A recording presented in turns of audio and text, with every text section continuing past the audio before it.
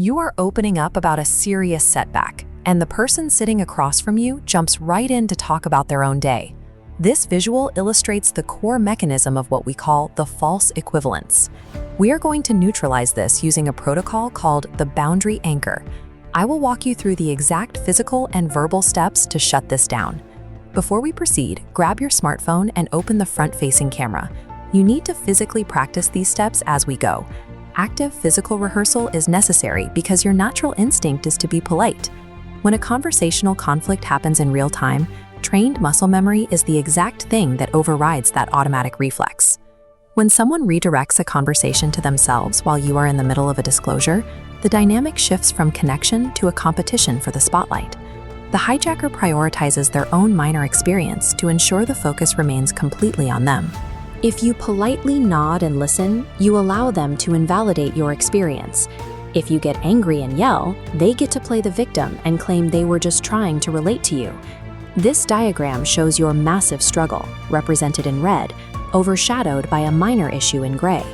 By forcing a comparison, that minor inconvenience aggressively expands, pulling the spotlight back onto themselves, pushing your experience out entirely.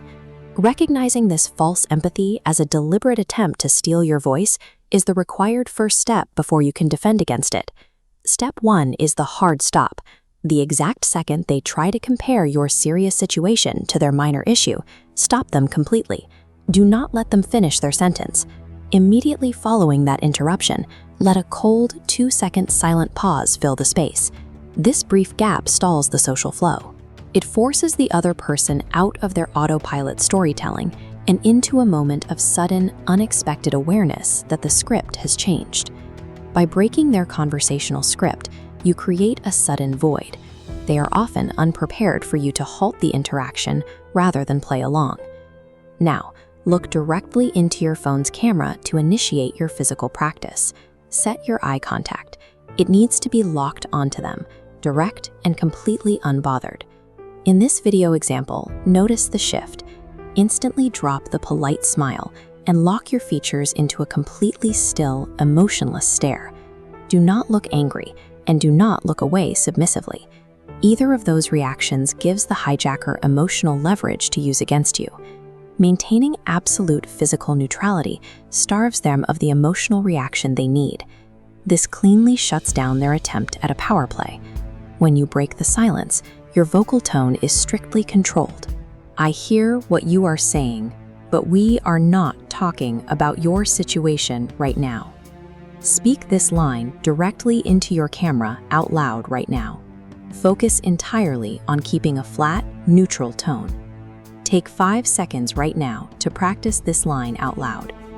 This phrasing succeeds because it acknowledges that they spoke without validating their interruption. It firmly states the boundary and cleanly strips away their ability to play the victim. The moment you finish speaking, shut your mouth completely and maintain that locked eye contact. Do not attempt to over-explain yourself, and do not apologize to fill the quiet space.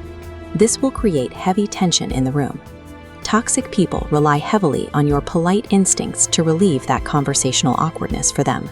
By sustaining an unbroken silence, you place the full weight of the awkwardness directly onto the hijacker, forcing them to process the rejection.